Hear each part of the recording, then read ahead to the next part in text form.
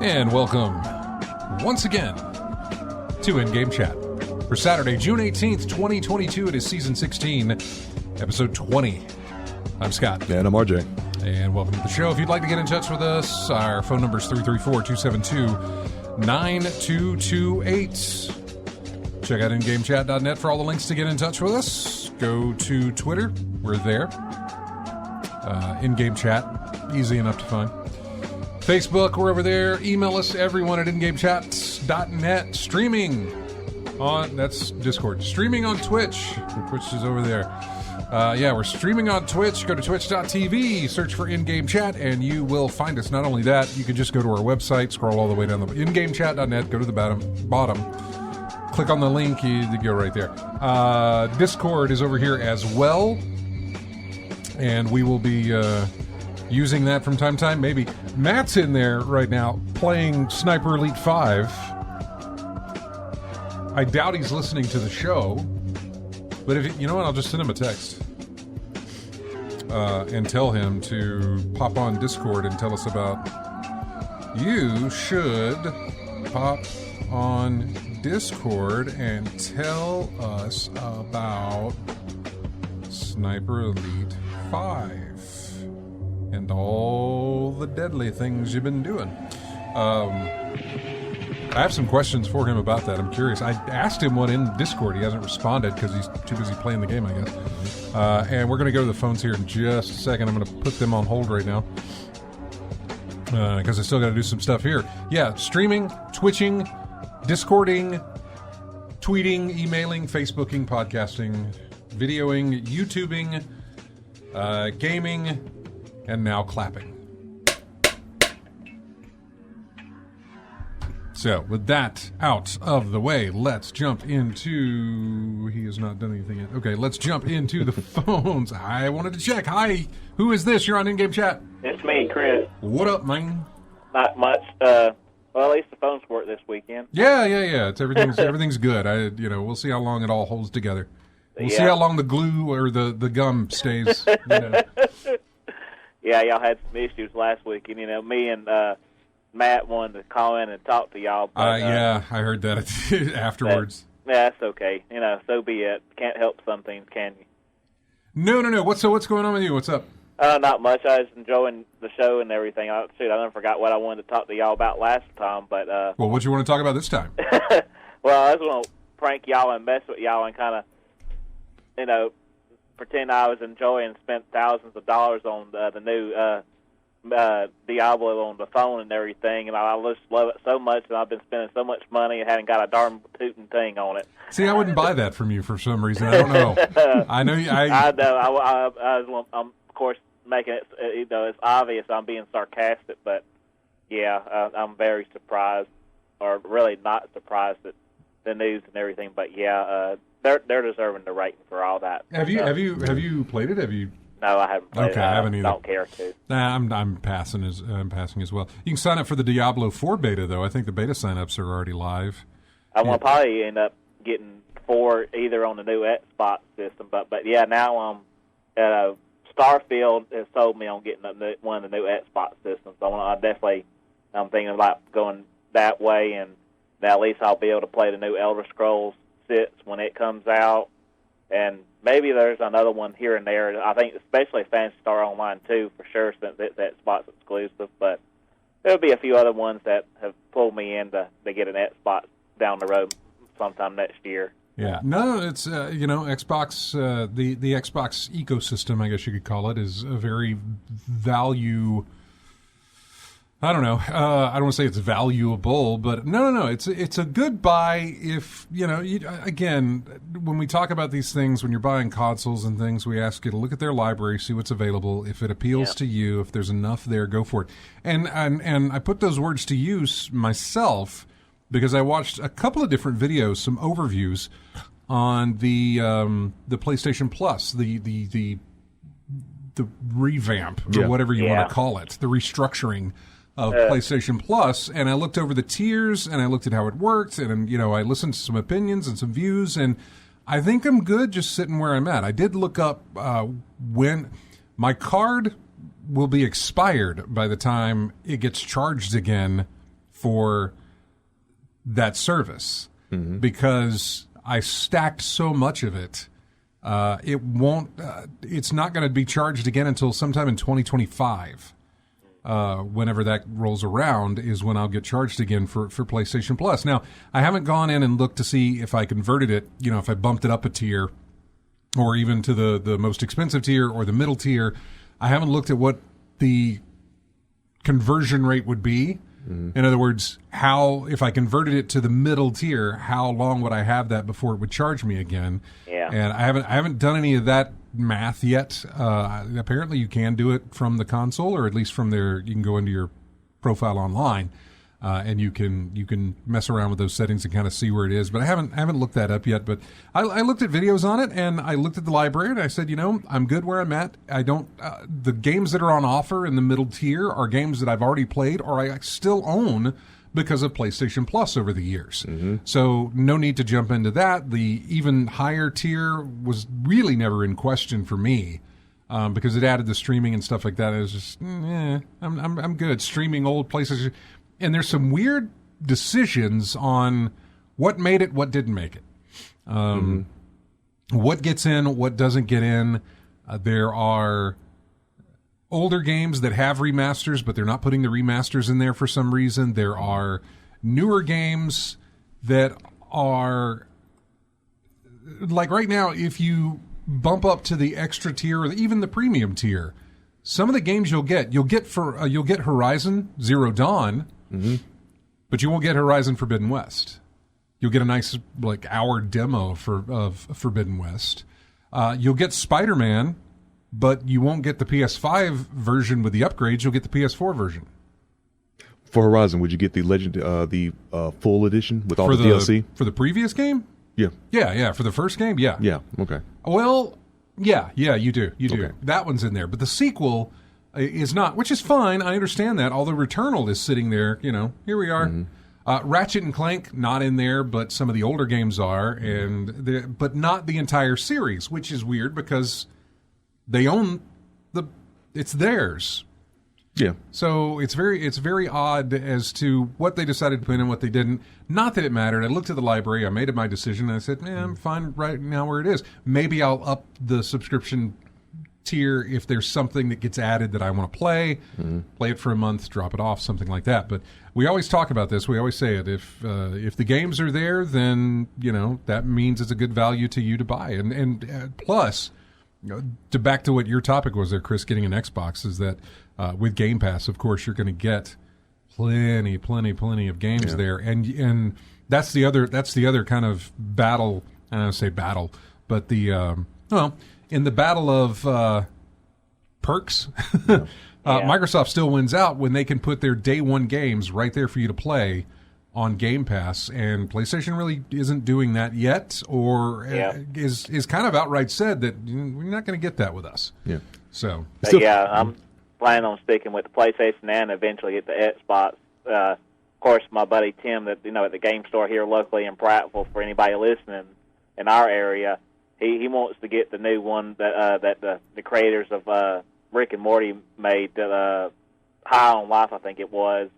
That's on Xbox, so he wants to get that one. He's definitely interested in the new Diablo 4 as well as me, and they're still going to be on PlayStation, or at least they say that on Blizzard. They say it's going to be on all of them except Switch. So we're going to jump into Diablo, and we'll probably may get Starfield as well, and then I'm interested in the Phantasy Star Online series that they've picked up through over a couple years ago that y'all been talking about and RJ's been talking about. So I've been that'll be a chance to jump into that because I've been wanting to play that one for a long time, forever and years. So at least I'll have a few 2 or 3 games or more. It'll be worthwhile me getting the system and other little independent ones that they have on sale and stuff. So yeah, I'll probably end up getting the service and everything, or I may just pick and choose and buy what I want to it when it comes around to it.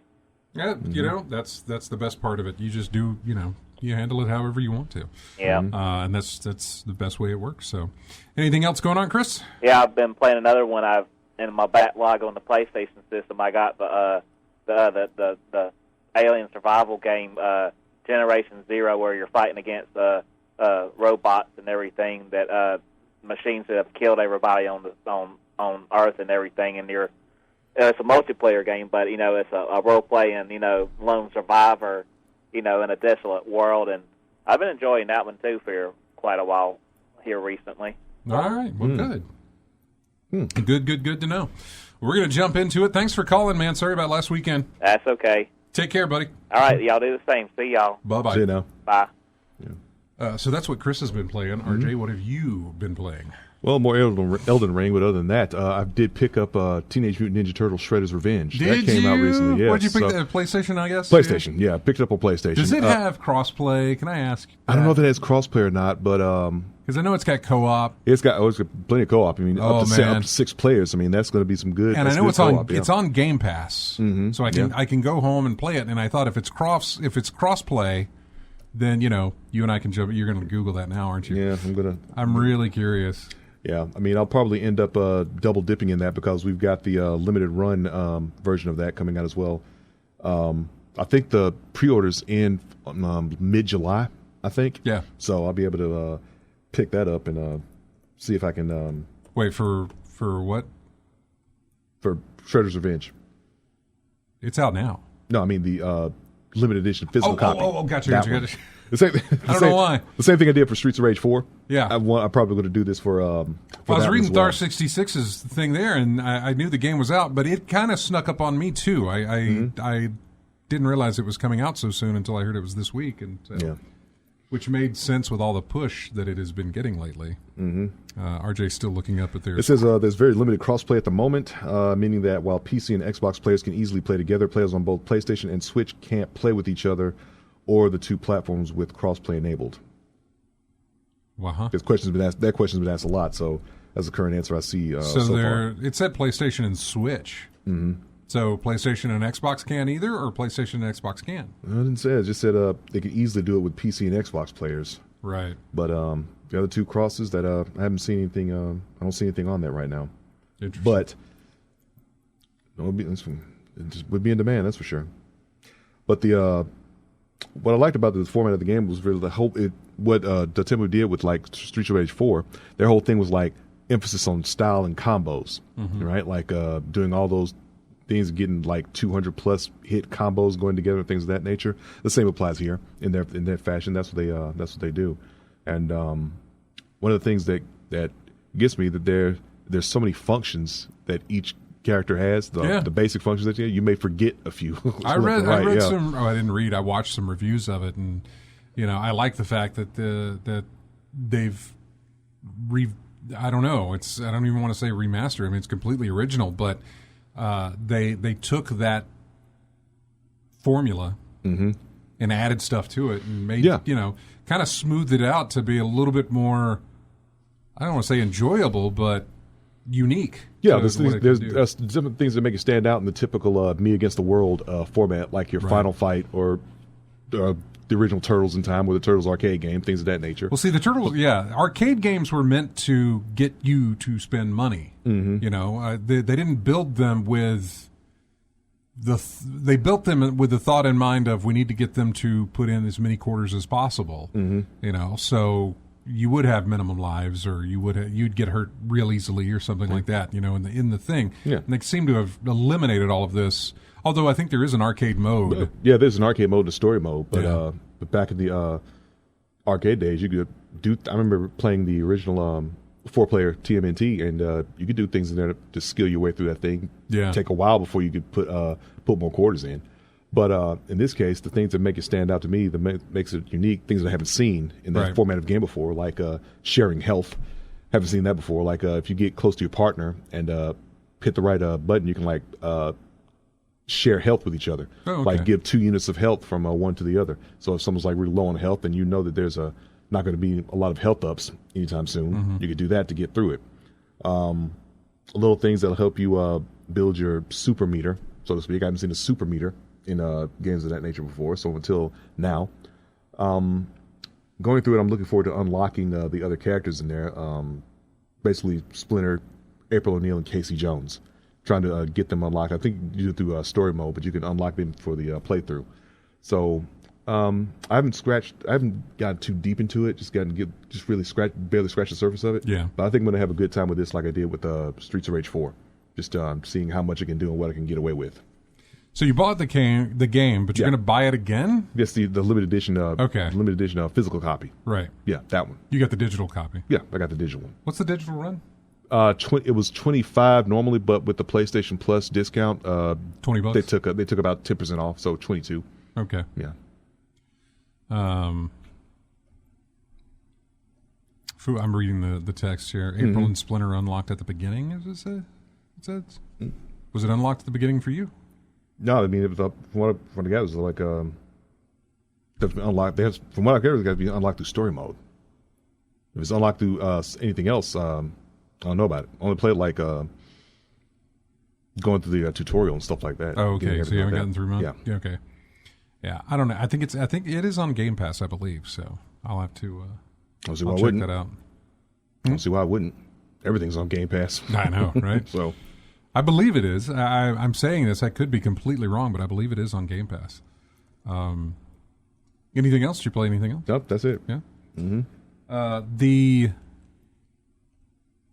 I have not. Obviously, I've been playing Destiny, so that is my thing. Always kind of my thing. However, there is, and I encourage anybody with a PC to head over to Steam and check out their Next Fest that is going on, and that is just Demo City, basically. There are just demos all over the place. And I mean tons of games that have free demos for you to play around with and stuff like that. And there are some really, really good hidden gems among there. And I'm really looking forward to it. There's Cult of the Lamb, which I have not played. I think Wendy played a little bit of it.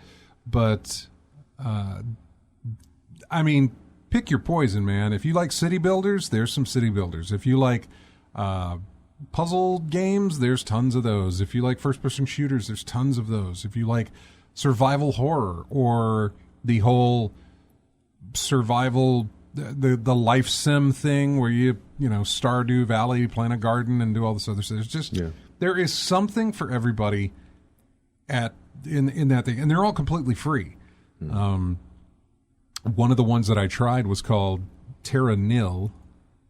And it's hard to explain, but it's about an hour. You can play it for about an hour. The interesting thing on that one was there's no save. So if you're in the middle of playing it and you leave, then or need to close, then you need to start over again. It's fine because it's. I don't think this demo is what's the term that I'm trying to think of? The one where it's they create it on their own. Man. You know how maps generate themselves? What is it called? Procedurally generated? Procedurally generated. Thank you. Good God. I could not think of the damn word. Procedurally generated. So, there is... I think this demo, it's all set out for you. I don't think there's anything procedurally generated about it. Although once you get control over it, I mean, the thing that you make is entirely yours, the way you do it. But there's really not a lot of making. It's an interesting thing.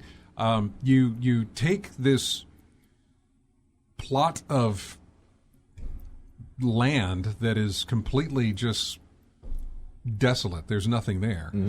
And you put in, you put something there that generates power, and then you put something that cleans the soil, then you put something down that irrigates the soil and has grass grow.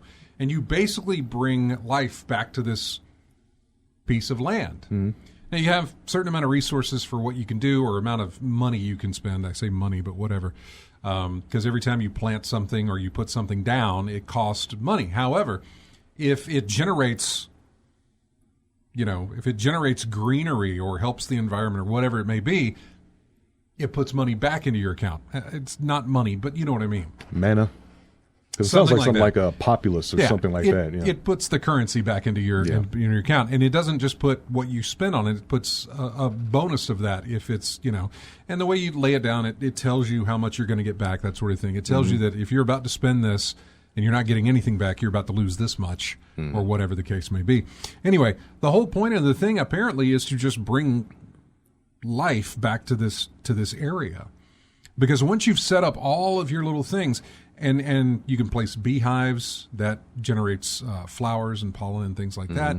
You put these I can't remember what they're called, but they kind of turn the watery areas not necessarily into a swampland, but sort of like that, sort of swamp, marsh type algae. thing. Yeah, it gives more life. So you got to build an ecosystem. Yeah, basically. Yeah. Okay. You're building an ecosystem. There are no people. It's only animals who you the more you do of this, the more you see other animals start to populate the area. Birds start flying over the air. You'll see deer, bears, fish will be in the water once you clean the water and that sort of thing. And then after you've kind of built the ecosystem back up, you have to go through and start cleaning up your mess. In that sense, I'm talking about all that stuff that you've laid down to build life. You need to take it all down and get rid of it so that life can just be there without your interference in any way. And so you have to recycle that stuff and get it on, for whatever reason, put it onto an airship. The airship leaves, flies away. You've cleared the wasteland, and then you move on to the next plot of land, and I guess do it again. So that, like that big power supply you had to do at the beginning, you had to take that up and recycle and everything? Yeah, it was a wind turbine. Yeah. Okay. Plop that down. Then you put these soil cleaners that are attached to that so they can have power. Everything has power. Once everything's back. And then you get access to a bunch of different things. You get access to like weather generator type things. Things can bring the humidity up, or things that can cause the like solar stuff, solar panel type things, that sort of stuff. Anyway, it was just really interesting, very relaxing, very zen-like. Got some puzzle solving type in there because you've got to figure out what can I plant or what can I place here to generate what I need, but also give me enough so that I can continue to move forward. I did get to a certain point where, I'm out of resources. And I had to figure something out, and I was eventually able to, you get an undo, and so I undid my last action, but that's the only one you get. Every time you play something, you can undo it, but if you get a step beyond that, you can't undo what you did one step ago. Anyway, did that, and it was about an hour and a half it took me to play it, but I think I think you could probably do it in probably an hour because I got up and downloaded it onto Wendy's computer so she could give it a go too. It was really, really nice. It was really enjoyable for me, and I've got a couple of other games to try out. One is a railway system where you build the railway tracks, and basically it's a city building thing, and I love those type of things. There's a couple of others. There is Midnight Fight Club or something like that. I can't remember. Midnight Brawler. I'm not sure. I haven't played that. I've downloaded it. There is one called, I think, Paper Trail. We saw a little bit of this on some of the Summer Game Fest stuff, but Paper Trail is you taking a character on your screen from point A to point B, and the level is foldable. You can fold it to make connections so that they can cross and then unfold and fold paper and that sort of thing to get them across. Puzzle solving, that sort of stuff. Okay. Again, love those type of games. They're right up my alley on that sort of thing. So I'm trying it out. You can try them out too. There is a ton. I'm serious. There is a ton of games to go through in the Steam Next Fest, but you've only got today, tomorrow, and some on Monday to enjoy these and try them out. Not that it's going to go away forever. They did this back earlier in the year, I believe, in the spring, and so now they're doing it in the summer. I bet they'll do it in the fall as well. Also, Microsoft, they're about to have their big demo session coming up with their ID at Xbox stuff later on this summer, which ID being independent developers. And you will be able to download and play lots of demos on your console, probably on PC if you're using the Xbox app thing on PC or whatever it is, games for Windows or something. I don't know. So, it's a lot of stuff. Really, really good. Really good. Let's go back to the phones. Hi, you're on in-game chat. Who's this? Me again. RJ hit the nail on the head. I forgot about the Turtles. I got the VHS version of the physical coming to Switch as well. So, and I plan to get it on digitally on PlayStation. So, if you ever want to get up some time and play multiplayer, RJ, I'll be glad to join you. And I'm kind of curious about the cross-play as well. So I am too, yeah. Yeah. I mean it looks like it's going to be a great game for any of us that's played the old arcade games or like the Turtles in Time on Super NES, the beat-em-ups like that, like the Simpsons and stuff. It's right up our alley, and everybody I've seen reviewing it absolutely love it, and it does everything justice for those old style of games that were like that. I still got that, by the way. What? Simpsons. Oh yeah. On my PS3. Oh yeah. I never took it off there, and I backed it up. I backed up the PS3 a long time ago, but I still got the Simpsons to play on there, and I still remember going through that one as well. It's weird what I noticed when Xbox Live Arcade started throwing up some of these old arcade games like The Simpsons and that sort of thing. I went back to them and I was like, I don't remember it being this hard. I was dying a lot, and I just said I don't remember. Then it was hey, we want money, so you're gonna have to input quarters all the time. Yeah, that one. X-Men. X-Men was the other one. I got that one as well. I imagine with the success of what you're seeing with the Ninja Turtle things, I would imagine they're probably thinking, hey, maybe we should grab some of our other IPs and do this with. Although I know it's completely different. I don't know who owns the video game IP for something like X-Men. I know that Insomniac's doing that Wolverine game. I don't necessarily know that has anything to do with X-Men itself, but. And then, of course, with Simpsons, that would be a Fox thing, which again falls under Disney. So who knows what that is happening? So anyway, well, thanks for calling back, Chris. All right, we'll see y'all later. I want to look up on my phone and see about that cross-play stuff. Yeah, see what you can find out. Yeah. I mean, if that's possible, I know you can play up to 6 players at once, and you can play as April, and you can play as Splinter, and you can unlock Casey Jones. And I think you can also, they're coming out with a DLC with another character, too. I can't remember what his name was, but I recognize him. But, yeah, sits right out of the box. Mm-hmm. All right. Well, thanks, man. All right. See y'all. See you now. Hey, we're going to take a break. When we come back, he still hasn't replied. Does he reply my text? Oh, wait. Nope, he hasn't. When we come back, we will start hitting some of the stuff we did see over the not E3 type thing. Because last week when we got done with the show, the next day, Microsoft did their big presentation. Microsoft Bethesda did their big 90-minute presentation. We got news out of Capcom. We got news out of Square Enix. We got news out of, who else did we have? The PC Gaming Show, I guess you want to call it that. So, yeah, we're going to cover all of that stuff as much as we can. All ahead next. Music here from Perfect Dark.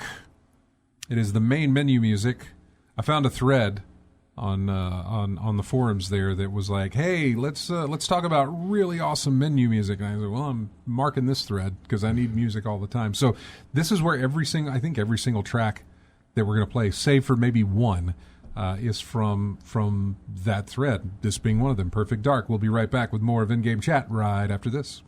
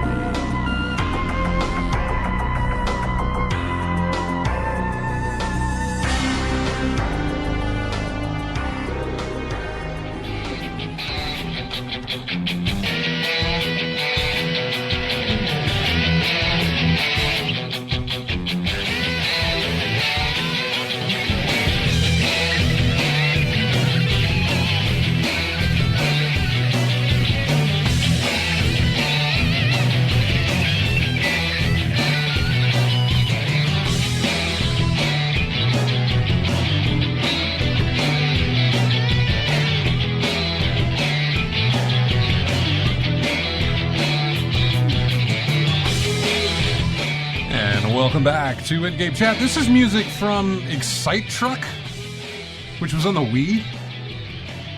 You know, Excite Bike. Yeah, I know Excite Bike. Yeah, That was good times playing that game. But Excite Truck. Excite Truck. Could you CAG people with the back wheel on that? I have no game? idea. I didn't play the game. Excite Bike or Excite Truck? I had a. Oh, I know. I played Excite Bike. Yes. Yeah. Okay. But you know, I don't know what Excite Truck was. I don't know what you did in that. I have no idea. I don't even know it was Nintendo developed. But yeah. Let's see. You're looking it up, aren't you? Yeah, of course I'm looking it up. Yeah, I had a Wii for I had a Wii for a very long time. I just didn't buy any games for it. Outside of anything that wasn't something digital that I could, you know, just download, I guess. But I rarely... That system was I don't want to say a phantom system for me, but it was one that I owned. I just didn't do anything with. Mm-hmm. I thought it might... It never did, which is why I never picked up a Wii U when they did that. I got a Wii U much later down the line, I think, on a massive discount or sale or something. Yeah, long after it had already been like over with. Yeah, I mean, what it looks like is just a basic get to the goal line first in a race, but scoring points by performing a variety of stunts, and you get a letter grade depending on how well you play. I mean, yeah. That seems pretty basic fare, but yeah, you put Excite in front of it. I'm thinking, I think Excite Bike. I know all the way, and all the things you could do in that one. Yeah. So let's start with Sunday's Xbox Bethesda thing that they did. 95 minutes. Lots of games. Some we knew about. Some we didn't know. Let's see. Everything that was shown off. I don't know if I'm ready to talk about that. Hollow Knight Silk Song was shown off. A lot of people were waiting to see that. They were really hoping for a date, which we still don't have. So, yeah, they started the show with Redfall. It's Arcane, and I'm happy with Arcane. Arcane has done some very good stuff. The Dishonored, namely, but it is not pulling me in. This thing is not, I don't know. It was one look at it. I'll wait to see more on like a lot of these. I will wait to see more. Of course, this is going to be a Game Pass thing, and I'll be able to just play it. It doesn't matter. Mm-hmm. But it has been, it'll be released sometime in the first half of 2023. That's plenty of time for me to make a decision or whatever. So, Forza Motorsport, yeah, you get a Horizon 1 year, you'll get you get the arcade Forza 1 year, you get the sim Forza another year. It's just basically how it goes. Mm-hmm. Next year, we won't get anything. Then the year after, we'll get Forza Horizon 6 or something like that. The arcade version. Then you'll get Motorsport 6 or 7 or whatever this is. I have no idea which one this is. Looked really good, but I just don't play sim games. We did get the announcement of the Hot Wheels track coming to Forza Horizon 5. Always fun when they do that, but yeah, not there. Naraka Blade Point. Third-person action battle royale. It is available on PC already, and will be out on June 23rd, not far from now. Mm-hmm. Pentiment, that was from Obsidian. I was interested in that. That looked interesting to me. It is, it's an RPG, or is it? It's a two-dimensional adventure game with a focus on detective gameplay and a painterly art style. So, yeah. Some more stuff about Grounded getting a full release. I never played it. The Persona series coming to Xbox. A lot of people were very, very happy about that. I have never touched the game, so I have no idea of the excitement, but I'm glad it's there for them, and I'm glad they're excited about it. Kojima is making an Xbox game. That was basically all that he said. I'm making an Xbox game. Then apparently he had to defend that days afterwards and say, no, I'm still working with Sony, or I'm still making games for Sony. I'm not just making games for Xbox or something like that. So I don't know really why. Yeah, sure. Of course he's going to make games for other systems. Yeah. He'll make game. You pay him enough, he'll make a game for you. Mm-hmm. So yeah, and put it on whatever system you want. Got to look at Plague Tale Requiem. I need to finish up the other one because that is coming out actually. Yeah, I think it's coming out in November. Got another look at Flintlock. I want to say that's a game that we saw back in earlier. I think it was earlier this year at one of the Microsoft things, I believe, and it was basically just there's no gameplay shown. Mm-hmm. And I looked at it and I said, "Well, you've done nothing to tell me what you are." Like it was like this really slow motion, like one little thing that was happening really slow motion. And I remember watching it, and it gave a title. It was a title reveal. Mm-hmm. And I said, "You told me nothing about your game, other than the name. That was it." And that this thing, but you didn't tell me. Is this how the game is played in slow motion, or is it? I don't know. You didn't tell me anything. Anyway, we got some gameplay from it. For the most part, I'm good. I'll pass. I look at it and I think about The Order, 1886 or whatever. Oh, really? I look at it. It's probably not. It's not anything like that, but that's the first thing that popped in my head about it. Maybe I didn't. I mean, didn't ring that bell for me. Magic, guns, axes, double jumps, just like that. I mean, third person action shooter adventure type thing. And I just thought of it's a studio on that one. Does it say who the studio is? I don't see a studio. Let's see. I don't see a studio. I was trying to look it up. Kepler Presents. Yeah, I'm not familiar. Yeah. We got to look at Scorn, which is finally going to come out in October. That game looks beautiful. It's the whole Geiger-esque thing that they got going on. Wendy and I were watching it, and I was thinking, I would just love a mode where I get to walk around that area and explore. And in other words, take all the enemies away and just let me figure out puzzles on my own and move around in there, so I don't have to worry about ammo and finding health and killing and stealthing. And I don't want to do any of that. I just want to walk around in your beautiful world and look at it. Beautiful. It's just gorgeous. Just gorgeous looking. I know. You're thinking it looks... The walking nightmare factor you find. I know. Beautiful. Look at it. I am. Ain't nothing beautiful about what I'm seeing, but to each their own, man. It appeals to me. I don't know why. I like it. Okay. I really. If it appeals to you, it appeals to you. But, I really do. So what about what about the aesthetic stood out for you that made you just appreciate it? Well, I've always been a fan of the whole Geiger-esque type thing, the alien type sort of thing. That art has always been impressive to me. Okay. And the fact that I can walk around in a world, it's kind of, you could do the same with any of these, any other artist of mine. You put me in an Escher drawing, I'd be, in a Van Gogh thing, or, you build a game in the style of a certain, artist or well-known type artist type thing. That's wonderful. It's a world I'd love to look at just to see that. And so same thing applies here. So cool. Flight Sim 40th anniversary reminded me that, I got the card. Now I need to actually play Flight Sim, but I may actually end up buying that on Steam. I know I have it for Game Pass, but I'm not sure. That's why I wanted to get.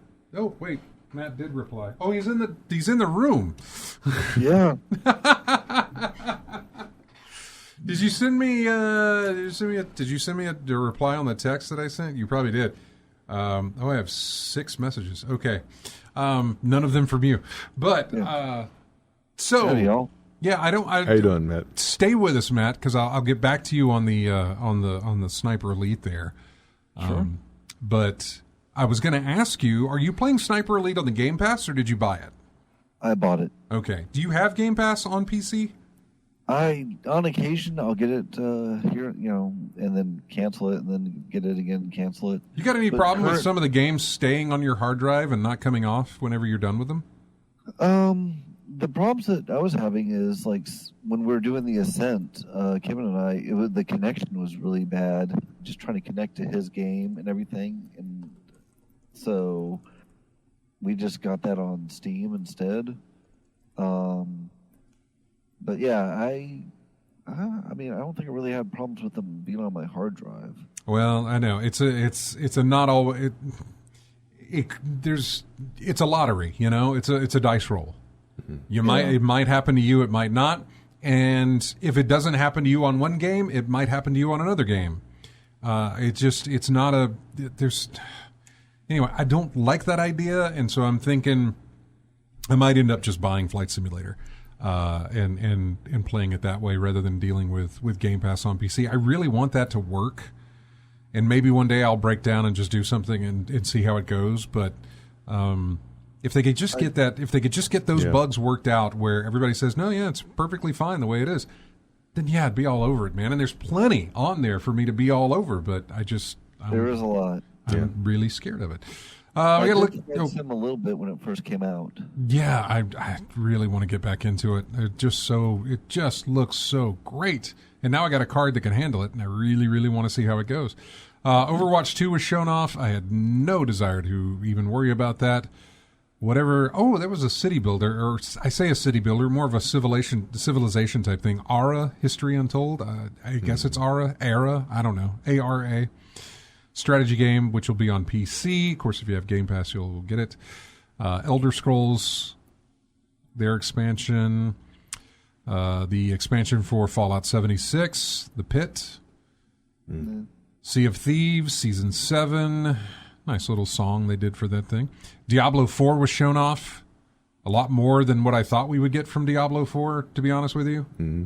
That was a lot of Diablo 4.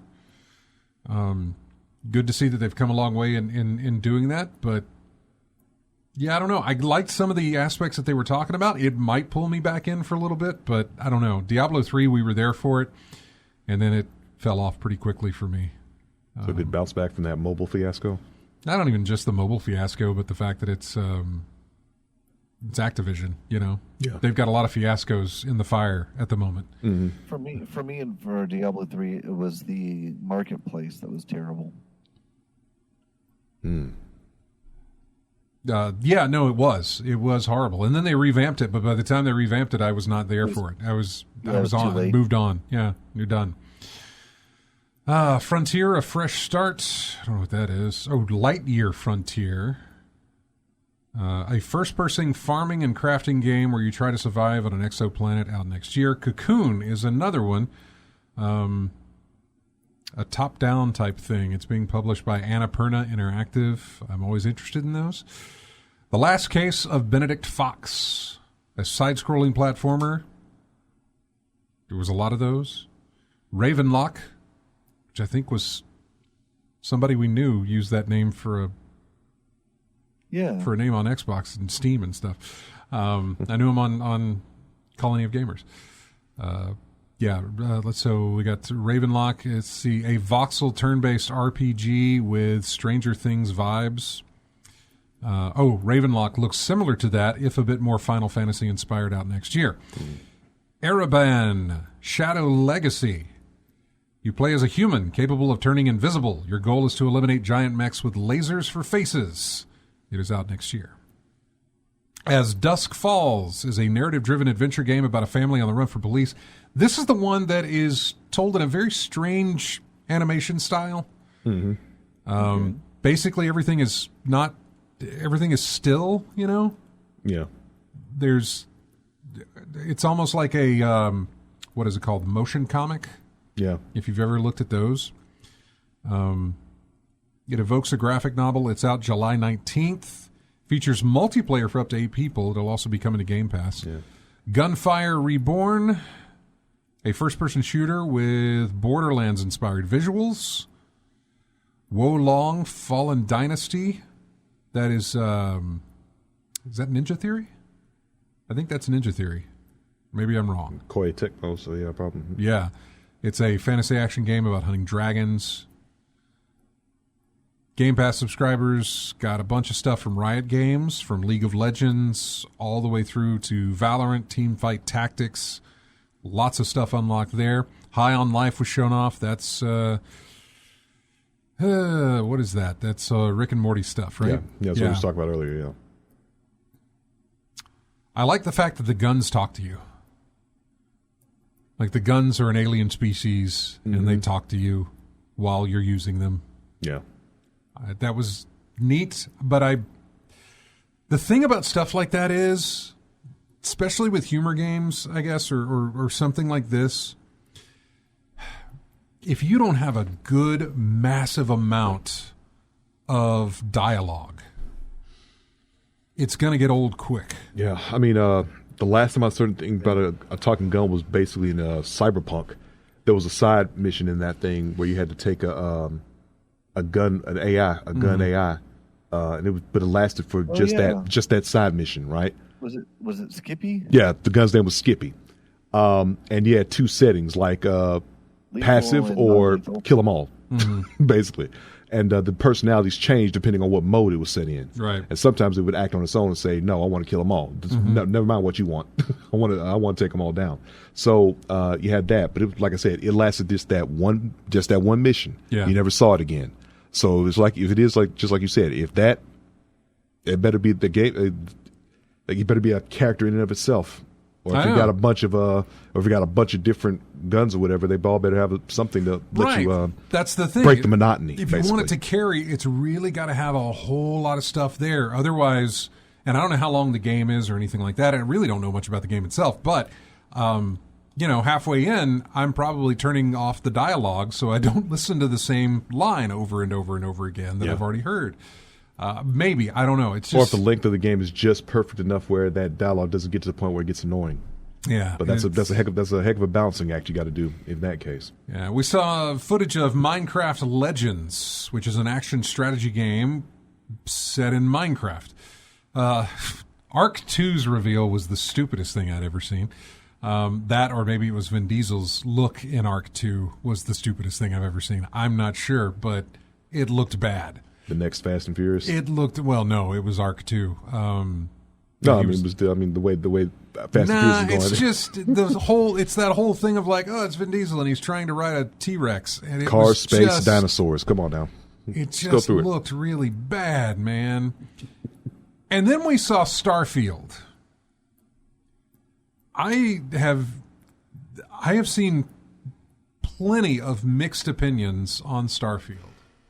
I have seen people who loved it. I've mostly seen people who were not happy with what they saw. Mm-hmm. Which is weird because I was completely happy with what I saw. Is that the new Bethesda? Yeah. Yeah. Mm. Did you take a look at that? I saw a little bit of it. The gameplay on it? Yeah. Yeah, they showed off more than 8 seconds of footage of Starfield. It was announced in 2018. It was initially planned for November of 2022, but is now slipped into 2023. Lethal Migraine says it was trash, a generic bullet sponge game set in No Man's Sky. There was a lot of No Man's Sky vibes from this. Mm-hmm. Lots. I was thinking that, or out of Fallout in space. Yeah, there's that too. I love they were showing off everything that you could do there, and I was like, yeah, that's not bad. And then when they got to your ship part where you could build your own ship, I said, hey, now you're starting to pull me in. And then, of course, you took the ship into space, and I said, okay, even better. Okay, now I see the Fallout, now I see the No Man's Sky element. Yeah. The mining aspect of it. Well, then they talked about the fact that there are, 1,000 planets that you can traverse and explore and that sort of thing. That's great too. I expect to see more. I liked what I saw, but then again, it's on Game Pass, so I will probably just play it anyway. Yeah.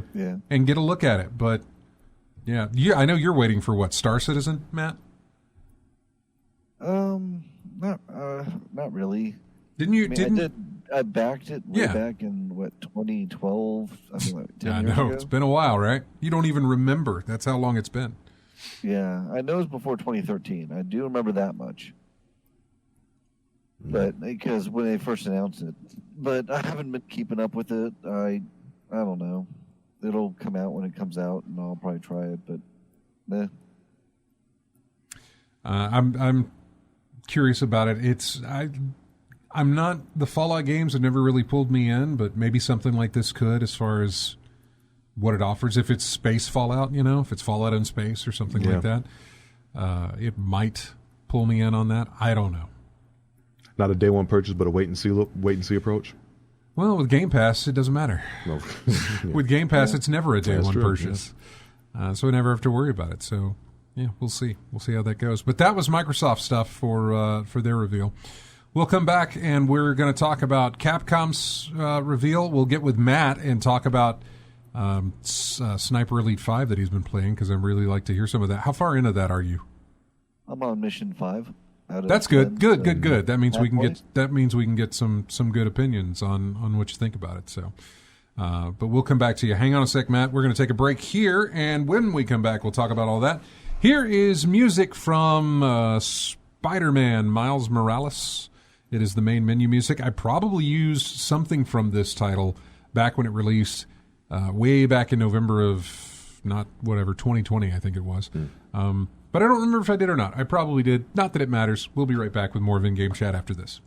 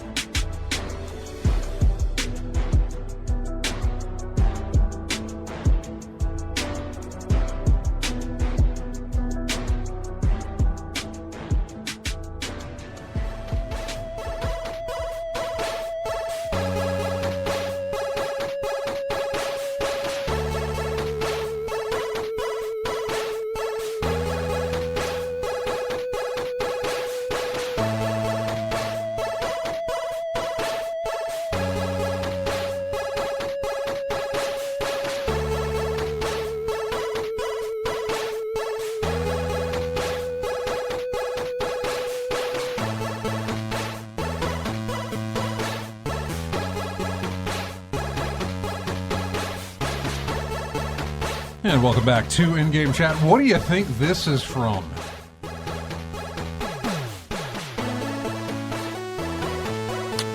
Sounds like a shooter genre or something like that. I guess it is. I actually never played it, so... But shooter is fine, yeah. Huh, no idea. It's from a Game Boy game. Mm-hmm. RoboCop. RoboCop on Game Boy.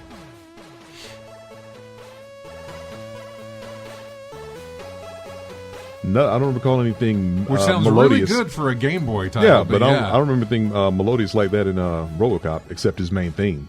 And that wasn't it. No, of course not. This is the weird thing, man. RoboCop was not a movie you licensed into video games. I mean, I guess it would be now, but not back then. Yeah. You know? I mean, or I guess it is, but all we had was that, was it Data East did that one? That arcade play? I think the arcade so. game? I think Yeah. you're right, yeah. Yeah. I think it was Danny's. It's just one of those, I look back, well, I don't even look back. I remember watching, I think it was Batman Returns one afternoon somewhere, and I was sitting there watching it and seeing everything going on, and I was like, wait, I remember they marketed, like, McDonald's toys off of this film, and I'm looking at everything, I'm like, how did that happen?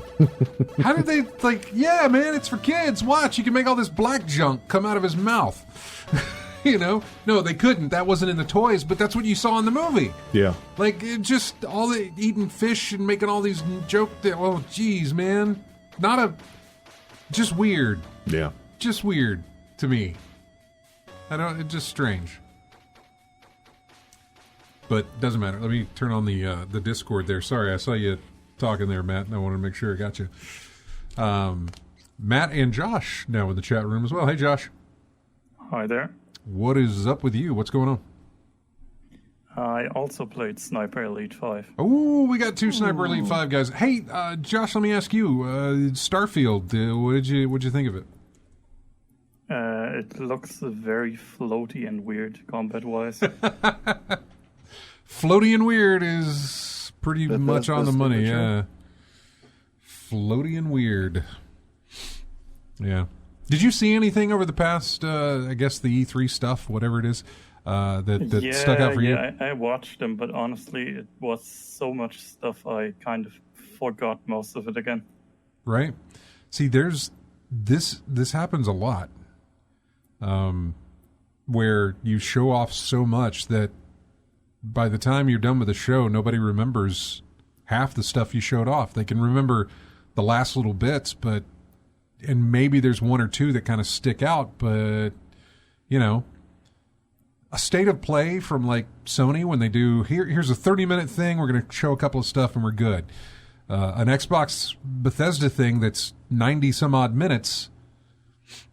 That's just too much. Attention span doesn't work like that anymore. Yeah. No.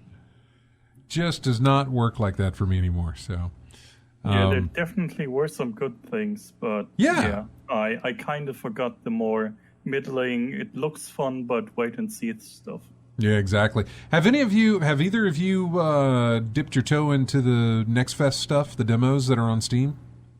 I downloaded some demos, but I haven't played any yet. Yeah, I downloaded more. I downloaded a lot. I've only played one so far. I plan on hitting a few of those tomorrow sometime and going through them. But Matt, did you download anything? Have you? I have not. You're just sticking with Sniper Elite? Well, the two of you have played Sniper Elite 5. I like the Sniper Elite series, so who wants to go first? What are your thoughts? So I'll start with our guest, Josh.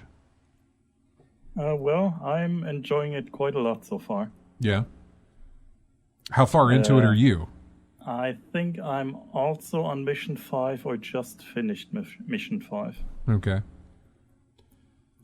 Playing it on PC or? On the PlayStation. PlayStation. Okay. All right, cool. But it has crossplay, and I already tried it, and it works. Does it have Okay, so co-op the- or multiplayer? Co-op, or does it have both? Yes. Okay. Both. Is the co-op specific missions or the whole campaign? Whole campaign. Hey! Both players are complete snipers, unlike the last game where you were a spotter and a sniper, I think. Yeah. So you can play the whole campaign co-op. Yes. Yep. Oh, man. That's nice. And they also have a mode where if you turn it on, people can invade your game, kind of like in Deathloop. Yeah, I saw Or in Dark that. Souls, Yep. yeah. Saw Or that in Dark some of the Souls, reviews there. I about it. tried that. I have it turned off. Yeah. People don't like me.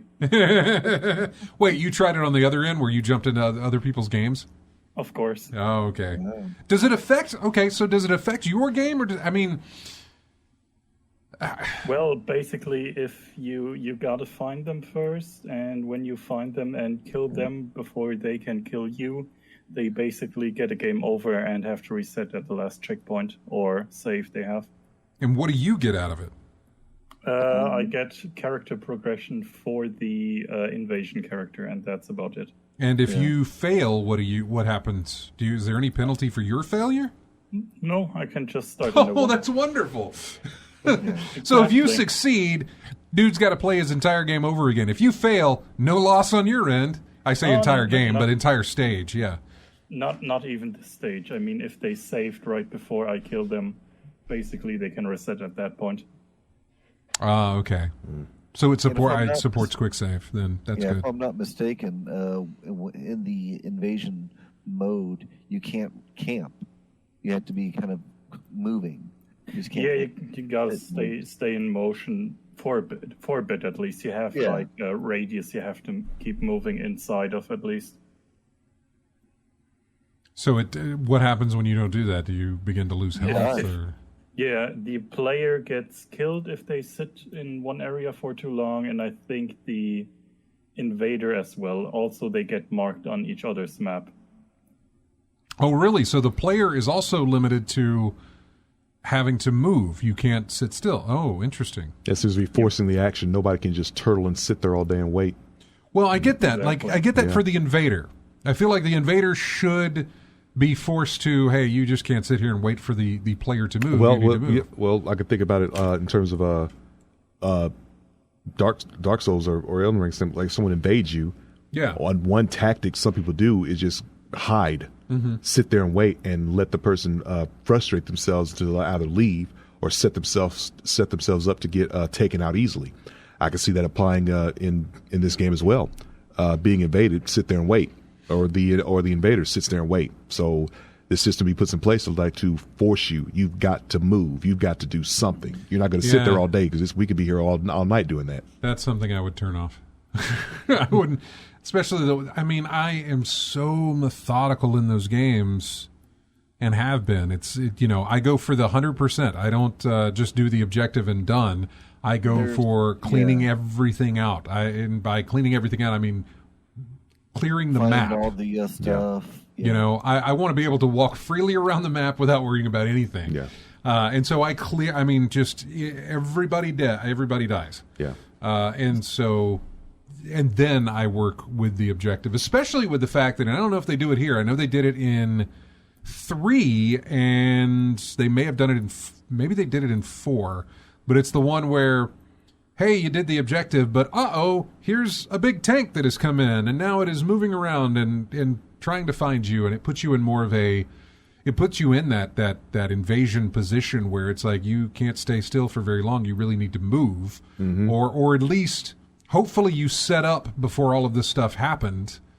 Putting down some mines or something like that so that you can take care of these armored vehicles or the influx of other enemies that come in. Once you actually did the objective, there's kind of like an epilogue per level sometimes. Not always, but sometimes. And I was never a fan of that. I mean, I like the fact that it kind of kept you on your feet, but for the most part, I didn't like that to where suddenly I'm exposed and I got to hide. I liked coming upon the enemy rather than the enemy coming upon me. You know what I'm saying? Yeah. Knowing my position and coming to me. That's the reason you stay stealthy if you can, so that you don't have to worry about that. So when that happens, how would you deal with that? If you didn't have time to set up mines or traps or anything like that, all you got is your sniper rifle. How do you take out a tank? Yeah, most of the time I died when these things weren't properly. When I wasn't properly prepared for them. And so since I knew they were coming, I would save one dude off in the distance. And then I would set the traps that I need to set, knock him out, get in position, wait for the cutscene to play, and then I'm ready to go. So it would sometimes take replays. And then sometimes it wouldn't. But and I'm sure they still do that here, but I mean, do you guys better than 4? Is it the same, or what are you getting from it? I'm Josh. thinking it. I'm sorry. Better than 4. Better than 4? I've done 2, 3, 4, now 5. Yeah. They do have stuff like where the customization for your weapons. Like there's in each level there's 3 different workbenches, and one workbench will be for you get more gear for your rifle. The next one will be for like your machine gun. The third will be for your pistol sidearm. And so you could customize in the workbench, like, all right, let me put this brake or this trigger guard, or so you could the weapon customization's more in this one. Is it cosmetic, or does it actually improve the stats or of the? It'll change stats. Yeah, it'll change stats. Okay, good. Yeah, I remembered that. Yeah, find that good balance of distance, power, and like noise reduction, for me, because I want to be able to quietly take them out. Cool. I go full blast with the invader. Oh yeah. No quiet. Yeah, that's not something I like. Unless I'm prepared for it, I will dip my toe into that. But for the most part, I never do anything like that. I always turn stuff like that off. I don't want anybody. I'm in the middle of my game. Don't come in here and mess me up. Yeah, don't bother me. Yeah. I've planned this out. Stop. Don't do that. Yeah, it's typical things like that. There's always something that lets you not be invaded. You typically, in this day and age, they're typically something to let you turn that stuff off. Yeah. And so each level seems to have a certain kind of optional kill for a person. Like a target, where if you kill them a certain way, you could unlock, a weapon, and so trying to figure out, the best way to do that. And they also have starting location unlocks. Like as you go through the map, you could unlock 2 different starting locations, so it'll change where you could start the maps. I can see it tingling your Hitman senses in that game already. Yeah. Yeah, kind of. Mm-hmm. Yeah, it's kind of Hitman. It's like some kind of open world level, each one, where stuff happens and you can explore freely. Mm-hmm. Hey, how often do you get invaded when you have that turned on? I'd say once every 10 to 20 minutes, perhaps. Wow. Depends if I get them killed or if they kill me. I mean, yeah, it is brand new, right? So everyone's playing it, so everyone wants to do that thing with that. It's like that in it was like that in Dark grief. Souls. Yeah, it was like that in Dark Souls when when the games first come out and you're playing online and everyone wants to invade. They want to get all that loot and stuff. And some things you can only get by way of invasion. So I could probably imagine there's something you can only do. You can get in that game only by taking out a certain number of people through invasion or whatnot. So yeah, but people are going to be motivated to do it if that's the case. Yeah. Can you have that setting to like friends only? I wish they had that. I hope they implemented. They talked about it in some interview that they want to make a 3-player friends only kind of thing, because you can only play. That's because it's only 3 people when you get invaded. You can get invaded in co-op as well. Nabagov fan asks, what is the setting and what is the most difficult mission type so far? It's set in France. Yep. So yeah, because that first or second level is this massive like castle chateau thing or whatever it is. I don't know, big place. Yeah, the second level was a kind of a castle. The third one was pretty terrible. Yeah, the Spy Citadel or Spy Academy. It's like a huge fortress / castle on an island, and it's lots of elevation things and narrow corners. Yeah. The maps. Yeah, Stone Eagles are back, so you can shoot those. Yeah. The what I noticed about 4, from 3 to 4, was that the maps got massive. And I imagine they kept the size pretty big, or if not bigger, on 5. Do you feel like that, or do you feel they're smaller?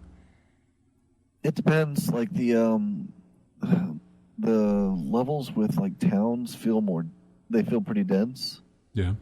Like you said, the level 3 was just it was a big map. It wasn't overly large, but like it was very dense and vertical. It was an interesting map. It was almost like the whole sort of island's like a sphere in a way. Yeah. It's the maps were pretty big.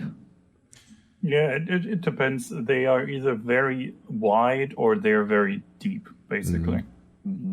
Gotcha. Hey, how much range you got on your rifles in this game? Like, how far what's the furthest y'all can shoot in this game with your upgrades and whatnot? I think my farthest shot that I've made is like over like 550 meters. Yeah, I think there's a trophy for getting a kill above 1,000. Okay. Oh, you can get 1,000. Goodness. Yeah. Jeez. But so you have to modify your gun to do that. But would it be something like you can have a lot of range on this thing, but it's going to be really loud when it goes off? That type of thing, like a give and take, sacrifice one for the other. Basically, yeah. Okay. And just spotting them from that far away and being able to accurately put the warhead on forehead, so to speak. Yeah. Yeah, depending on the difficulty, you have to think about wind and all that stuff. Drop. Yeah, that was something I always thought about with the way you were talking about Sniper Elite Scott. How you have to take into account wind and distance and your ammo and all types of stuff. You can set the that. difficulty to that. I mean, you can sim the whole thing.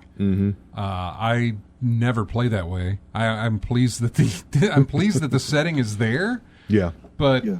I never ever played that way because the way you describe it is like at a certain point, it's like if you put the crosshairs directly on the target, you're not going to hit it. And you can see that in the in I guess probably the default difficulty. You can see that because when you've got a bead on a person, the kill the bullseye is not at the center of your sight. Right. It's usually lower than where the center of your sight actually happens to be. Yeah, because but it lets you know that, hey, this is where your shot's going to land, even though you're higher up. You don't get any of that when the higher difficulty that you set it. The higher difficulty you get, the more I think the more sim-like it becomes. Or it may be you can change that regardless of you can set it at a high difficulty, but then you can also change the conditions, I guess you could say, for it to assist you. It's very flexible with the difficulty settings, what you can tune up and down. Mm-hmm. Great game, great series. It's always been very, very well done, and I've enjoyed it. I still have my original copy autographed from the dev team, so it's one I've always been a fan of. So I plan on getting in there eventually. So. What's also very interesting, the difficulty also influences you when you invade someone. Because if the player has it set that the health regen is very high and the player character resilience is very high, that also influences how many shots you need to kill the player. That's a good question. When you invade somebody else's game, are you also trying to avoid the enemy? Nope, they're all different. Yeah, they're all. I'm sorry. Oh, they're all what, allies? Yep. Or they ignore you. Oh, interesting. You are part of the. I believe you're part of the Third Reich. Yeah, you're an enemy. You're just another enemy with. Interesting. From my understanding, the player that you invade, they can't tell you. I don't think they can tell you apart from just the normal AI. Unless you wear certain outfits that don't fit into the region. Oh, okay. There's like a Navy sailor boy uniform that's very obviously not fitting in the certain levels. Yeah. Yeah. So you can differentiate who that is. That's interesting. So you don't have anything to worry about in that regard. That's okay. All right. You can also, like, if you tag the allies you have as the invader, you get notified when they die or when they spot the enemy. They can spot them for you. Oh, man. All right. Seems like the advantage here is to the invader for the most part. Yeah, typically is. Sounds that way. It's what it sounds like. It's kind of 50-50 almost, because the player has a lot more options with other things besides guns. I suppose because they have all their special gear, like the mines and the grenades and all that stuff. The decoys. Yeah, the invader is pretty limited. They also can't pick up any ammo, so if they blow their ammo, they're pretty screwed. That's interesting Yeah, well, I guess so, because enemies drop ammo, and you're not there killing your own. Yeah, okay, I get you. I say enemies drop ammo. I don't actually think they drop ammo, but anyway. So it's as fair as possible. This battle, right? They do drop weapons, and you can pick up the ammo if you happen to have that weapon, or you can switch weapons out, I guess. But so yeah, there's also scope glint, so you can spot them if they're aiming at you, and if you tag the opposite player, you also get notified that you got tagged. Mm-hmm. All right, well, good to know about Sniper Elite 5. I'm looking forward to getting into it eventually down the line and doing that. I hope we can do some co-op at some point. That would be great, man. I would love that. Of course, I'll probably be playing it on PC. Crossplay? Crossplay. I played co-op with a friend earlier. Wonderful. Now you're on PlayStation, but PlayStation and PC and everything, they're fine with that? They're absolutely fine. Wonderful. That's fantastic. Yeah. That's great. Even a better incentive to jump into this. We used in-game chat as well. That worked fine too. We didn't even need to use Discord or something. How many people can co-op? Just two? 2 people can co-op the story, and there's also stuff like survival. That's, I think, 4 people. Yeah, multiplayer, right? Or is it? And or is regular that... multiplayer is there as well. Like, wait, stuff. Is survival like a horde mode? I think so. Okay, well, yeah, that's true. They do the sniper elite zombie army thing, which never really felt like it belonged there. Particularly, it should be its own thing, really. But zombie's still relevant. It still works. All right, we got to take another break. When we come back, we'll go over the Capcom stuff. Did any of you guys look at the Capcom or the PC gaming show at all? I was kind of mad with Capcom. Yeah. Is it because... why? Stay tuned. Yeah, that's what I thought. We'll be back. I know what you're talking about, but even though it got announced, didn't it? But anyway, we'll talk about it. So, talking about really great menu music, right? For video games. I picked this because it's from a Nintendo title. Mm-hmm. So they're working with very limited resources to make music from. Yeah, we talked about it before, how good you have to be to take the limited resources of bits and sounds to make a good tune. Yeah. There is no reason that this needs to be as all the way as it is for the game. This is the title screen for the Nintendo version of Pictionary. Okay. We'll be right back with more of In-Game Chat after this. He said as he pressed the button. There it is.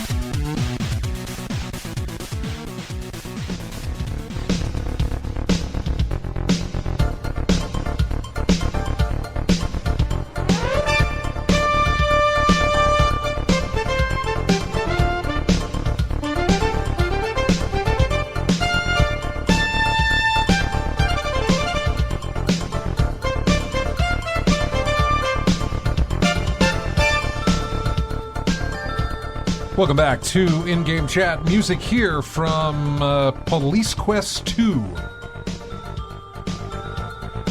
1988 is what you're hearing from. The next track that we're going to play as we go out of the show will be from the same person that did the Pictionary title theme. Pictionary had no business having music that intense, man. I mean, come on. I mean, that had 80s side-scrolling action all over it. I mean, yeah, you don't. That was a battle stage. Nothing about Pictionary, slaps or should slap as hard as that did, and it was fantastic. The next one that's coming up is fine because I'm not familiar with the title of the game, but it's not it's not like Monopoly. Yeah, and it's amazing. It was Pictionary. Yeah, I'm just speculation and guessing on my part. I'm thinking it's like we had some spare music around. We had to get something for it, and what do we got available? Oh, we got some of these spare tracks here. Let's see. Let's pick this one. This is a composer, and I have to look him up. You can look him up if you want. He was, what's that? Tommy Tallarico. Tommy Tallarico, yeah, exactly. Who was making those things, and he made a lot. Made a lot of Pictionary NES composer. Tim Follin? Yeah. Okay. Yeah, that's him. Okay. Yeah. He was very passionate about his job, and okay. He's like, you know what? It's Pictionary, but I'm gonna go all the way with this. Let's see. He's got it. Oh, yeah. Hey, Josh, are you there with us in Discord? I'm still here. Tell us about Capcom. I didn't watch it live because it was pretty late here, and I'm glad I didn't. Why is that? First of all, I didn't want to spoil myself on the DLC for Monster Hunter, and that was like a third of the whole presentation. Was it? See, I didn't watch it either. I just kind of caught the highlights afterwards, which was like, ooh, Resident Evil stuff. Ooh, what was that? What is that one? What is that? Exoprimal? Yeah, the dinosaur one. Yep. That one.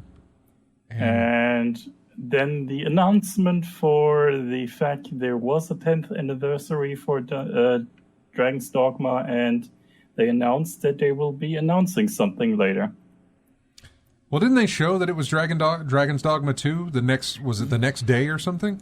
next day or two, yeah, but it was kind of disappointing at that point. Right, I know. I understand. Well, I think most of what we saw this year was not necessarily disappointing, but I don't know. When we talk about Microsoft, we saw nothing from Hellblade 2, where we got a nice big chunk of gameplay last year from it. Mm-hmm. We got nothing this year. Right? Yeah. Didn't even notice. Yeah, exactly. Didn't even notice, man. Much new to show. We saw nothing. So, yeah, we heard nothing or we didn't see anything for that. So, yeah, I was actually thinking that, hey, we'll probably get some more Hellblade footage at the very least, but not even that. Not even to mention that, hey, Hellblade's not here, but we're still working on it, and it's still coming out whatever time they want to say it's coming out. I have no idea if they've given a date. They haven't, I don't believe, or even a time frame of when it is due. So it was just interesting. You didn't see any Call of Duty stuff. They did their own thing to reveal Call of Duty, prior to that. Normally, you go to these. Well, I say you go to these shows. Normally, you watch these shows, and a lot of people repeat stuff over and you'll get Call of Duty exclusive stuff in one show, and you'll get here's a gameplay reveal in another one, or whatever the case may be. So, but not a lot of that going on. Yeah. Josh pretty much described what we got from Capcom. Plus the fact that I have seen more footage of Street Fighter 6 than I have ever thought that I would see of that game so far. Usually, I say usually, but I don't remember ever getting this much of Street Fighter 5 so soon after the announcement. You know what I'm saying? Mm-hmm. Because I remember when 6 was announced, and within the same year, we got lots of gameplay, character leak, character reveal, whatever you want to call it. But I remember when 5 hit, I think it was, I don't know, like almost 8 months to almost a year before you saw any gameplay, and wondering how it would look or what it would look like. So yeah, lots of Street Fighter 6. Yep. The PC Gaming Show showed off some stuff. What did we get? A lot of stuff, actually. The article that I have here says it's the best of the PC Gaming Show because it did not need to be as long as it was. I'm going to look over some of these highlights. The Invincible Alters, that was interesting. It comes from the This War of Mine and Frostpunk developers. Yeah, it looks potential. Yeah, 11-Bit Studios, I believe. What else we had? Dune Spice Wars multiplayer mode. They showed that off. The System Shock remake. We got some more. We got a new trailer for that, but still no release date. What's the name of the AI? Showdown? Yeah. That sounded amazing. Mm-hmm. What else do we get? Nivalis, I think, if I'm pronouncing that right. A cyberpunk-themed slice-of-life sim set in the same city in which their previous game, Cloudpunk, takes place. I really wanted to... I actually tried to set up to get an interview with the guys who did Cloudpunk to talk to them about it. I still haven't played the game. I liked what I saw of it, though, and wanted to get them on. So that's their next game. Agent 64, Spies Never Die, is basically GoldenEye. Yeah, that was fun. Yeah. Nice surprise. Mountain City Builder Lasara Summit Kingdom. I'll have to look at the trailer for that. I like my city builders. Victoria 3, gameplay from that. A strategy game from Paradox. Gloomwood, which is Thief-inspired. The early access for that starts August 16th. Was that a fan mod, that Half-Life Alyx thing? Yeah, I think that's a mod. I watched the gameplay from Levitation. It's something you may be interested in, Matt. Did you take a look at that? Oh, he's gone. Never mind. Matt had to leave. Yep, he's gone. I thought he was still in there. So yeah, that's what we got out of the PC Gaming Show. There's one trailer I was very happy to see. Yeah, I'm not sure if it was the PC Gaming one, but it was the trailer for Ill. That I'm not familiar with. I don't think I am. Ill is like it felt like a pipe dream and a tech demo mostly because it has the YouTube channel of the creator, And they keep showing some snippets of it, but it always seemed like a tech demo and not like a real game. And then they showed a trailer at one of the conferences. What is it? It's called. Spell it for me. ILL. Okay, like just ill. being sick. Okay, gotcha. And it's basically body horror, highly detailed, gruesome gore, ego shooter, first-person shooter. Yeah, okay. It's a new first-person horror game, 2023. It looks amazing, basically. I'll take a look at that. I will. Very high fidelity. Yeah, I'll take a look at. Oh, is this the one that switches from live action to gameplay? It might be. Ah, I think I know the one you're talking about. I'm gonna. Oh, do I have my? Oh, thank God I muted that. Let me see. I'm trying to see here. Oh God, why do you have to throw? I have ad blockers on my browser. YouTube, stop putting up your stuff. Get better ad blockers. No, this is not what I'm thinking of. This is not what I'm thinking of. So all the enemies in this game are sick with something and like coming after you. It sure seems like it. Yeah. Yeah, I mean, I'm looking at a YouTube video for it, and goodness, like the bodies are fine, but the heads are misshapen and swollen, and everyone acting odd toward you. But yeah, body horror, definitely that. But yeah, like I said, I was very happy to see a trailer for that in such an I don't official remember manner. ever hearing about that, to be honest with you. Yeah. Hey, are you down with that Final Fantasy VII stuff, the remake or whatever? I've looked into it, and well, I mean, I might get it when it releases. I don't understand what's going on. Yeah, it's basically like 3 Final Fantasy VII related things coming out. Yeah. It was Final Fantasy VII Remake, then Final Fantasy VII Rebirth, and then they said, oh, we're going to do a third version of this too, Final Fantasy VII Tactics or something, I don't know. But yeah, 3... It's Final Fantasy VII Remake has turned into a trilogy. Kind of, sort of. There's like the continuation of the remake game that released. Yeah. And then there's like, I think it's a remake of Crisis Core or is kind of related to Crisis Core and combines the story of Crisis Core with the remake they made from 7. Mm-hmm. And I have no idea what the third one is. I didn't look into it. Yeah, same. I'm trying. It's like, well, it's leave it to Square, with Kingdom Hearts, and then now Final Fantasy VII. They will just butcher a timeline. Basically. Absolutely. Yeah. They will kill it and patch it up and then kill it again, and I don't know. Yeah, Lethal Migraine says just Square taking advantage of gamers per usual. You say they're taking advantage of gamers. I don't know, man. People still buy it. That's the thing. They wouldn't take advantage if people didn't buy it. And you may say that, well, they wouldn't buy it if it wasn't there, but well, that makes sense. But if it was there, then they have a choice. You buy it, you don't. But people continue to eat that stuff up. Yeah. And that's fine. I'm not knocking anybody who does that at all. Yeah. It is just sometimes it just gets out of hand with. I mean, you look at Kingdom Hearts, that series, and how many versions of that game there exist. Gets confusing. Mm-hmm. Resident Evil started kind of going in that direction, but they've at least kept a numbering system that's easy to follow. Yeah. Maybe not a timeline so much that's easy to follow, because I know there's a lot of different stuff there, but yeah, I don't know. It's a small little complaint there. What else do we have? Real quick, because we're running out of time here. Is there anything you wanted to mention, Josh?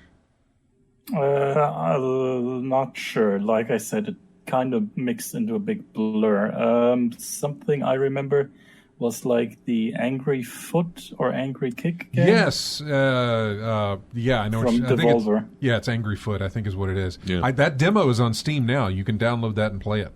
Yep, it's on my Steam. It's waiting to be played. Yeah, I think I downloaded that. I know I downloaded Metal Hill Singer, I think.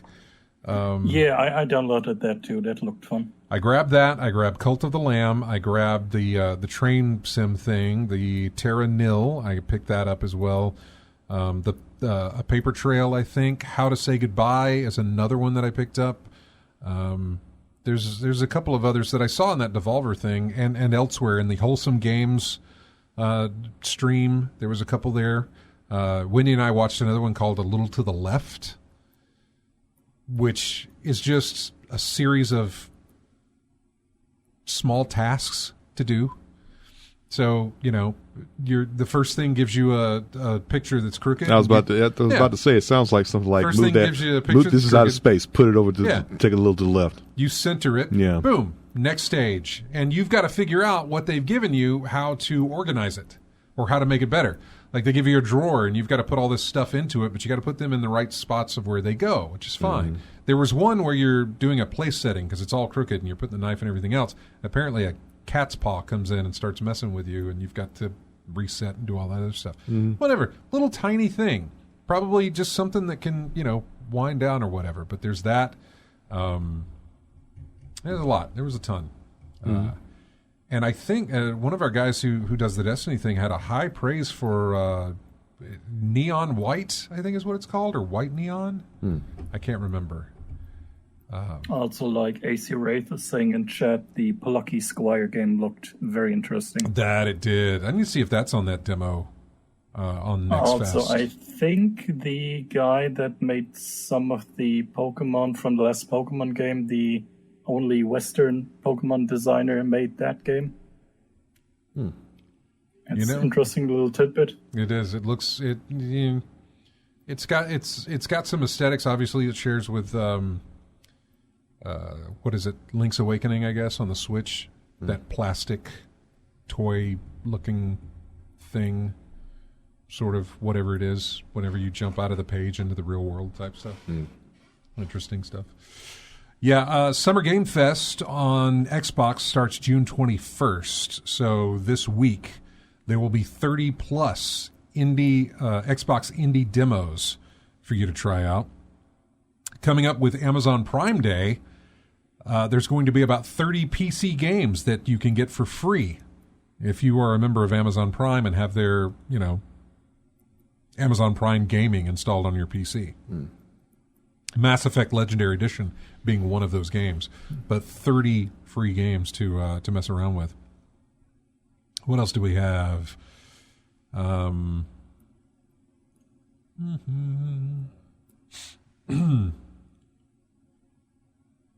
was the Sonic Frontiers.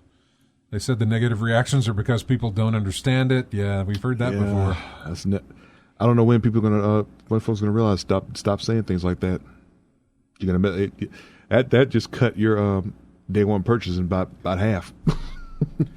It doesn't look bad to me, but then again, I'm not in the Sonic zeitgeist type thing. I'm not in that Sonic sphere. Speed.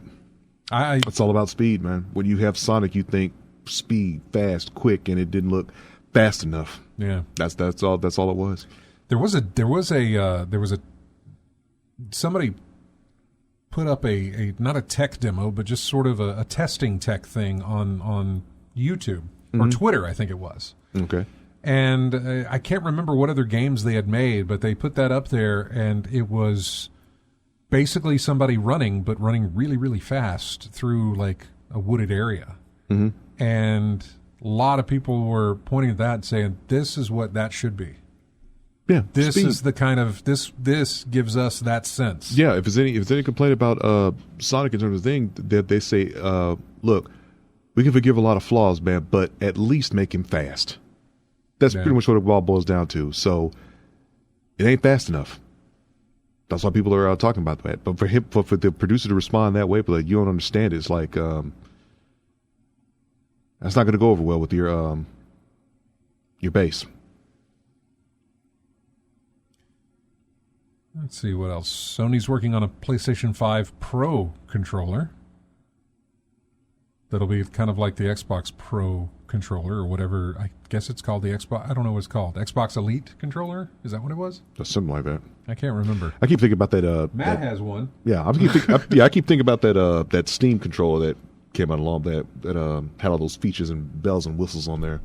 That's what I think about all the time when I think about an Elite or Pro level controller or whatever. But I don't really see the difference of it. I should have asked Matt if he was playing, if he could play Sniper Elite on the Steam Deck that he's got.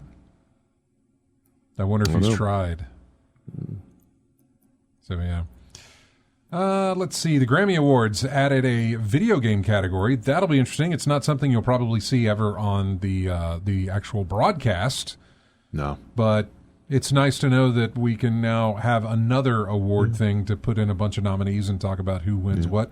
Tell you what, give it all to that dude who did Pictionary's title screen. Yeah, Tim Follin. Yeah, give him one. Yeah, I mean, that's something to hang your head on. We were talking about it earlier. That's something to hang your head on. Your composer you won a Grammy.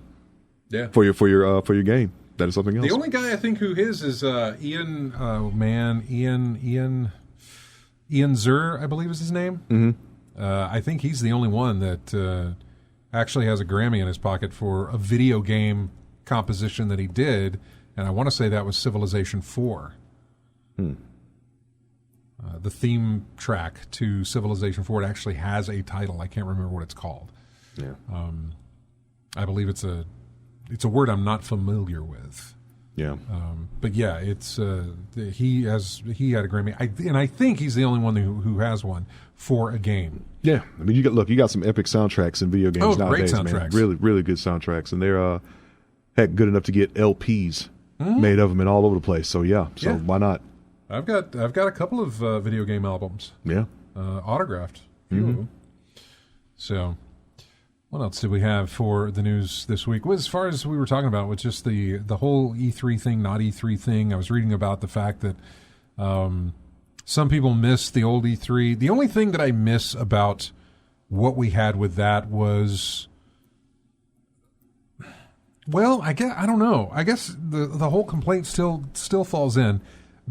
Give us better trailers that show gameplay, which we got a lot this time, but there were still some that weren't showing any gameplay. Yeah. I mean, if you're trying to sell me on your game, I'm going to need more than this trailer that you put together that has nothing in there about the gameplay itself. Right.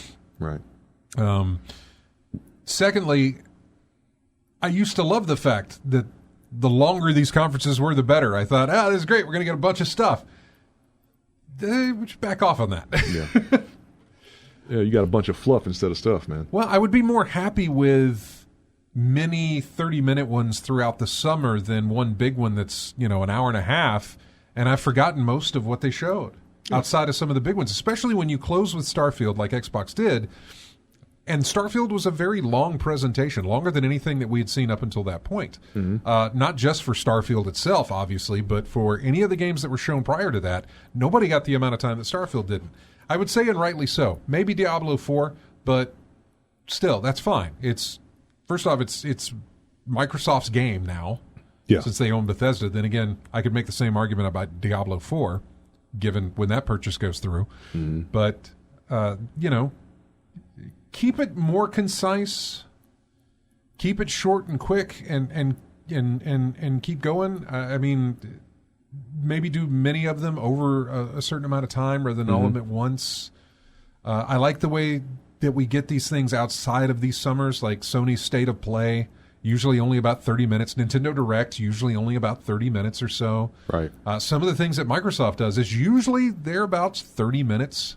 Sometimes 45. Yeah, you see the pattern here. You see the pattern for me here. 30, 45 minutes. You can get all your stuff out there and get it to the public in 30 to 45 minutes. And it works really well. Not these like 3-hour presentations. See, I can't even tell you some of the stuff that was done in the Summer Games Fest reveal. That was like a 3 or 5 hour stream. Yeah. And I don't know. Yeah, look, we were talking about it the last time. What did people do? What's the popular thing to do? Take that 2-hour presentation, someone just edits all the fluff out, and now you got a 35-minute compilation of everything that was worth looking at, put on YouTube about an hour later. Well, we got to wrap things up. Josh, thanks so much, man, for hanging out with us in Discord. Anytime. All right, take care, buddy. We'll talk to you later. Take care now. Take care. Bye-bye. Thank you, everybody, for joining us in the chat room, as well as listening on the stream and on the radio as well. Thanks to everybody who gets us each week from iTunes, YouTube, subscribe to us all over the place. Show up in Discord if you'd like to, or you can also subscribe to our YouTube channel.